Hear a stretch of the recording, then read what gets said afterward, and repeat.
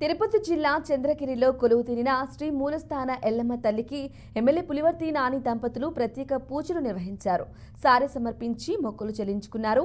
పులివర్తి నాని దంపతులకు ఆలయ కార్యనిర్వహణ అధికారి పుట్ట రామకృష్ణారెడ్డి, ఆలయ అర్చకులు పూర్ణ కుంభంతో స్వాగతం పలికారు.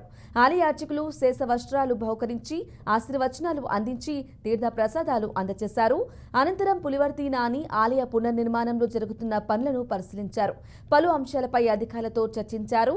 ఆలయాన్ని సర్వాంగ సుందరంగా తీర్చిదిద్దడానికి నిధులు ఎంత అవసరమైనా సమకూర్చడానికి తాను సిద్ధంగా ఉన్నట్లు ఎమ్మెల్యే పులివర్తి నాని తెలిపారు.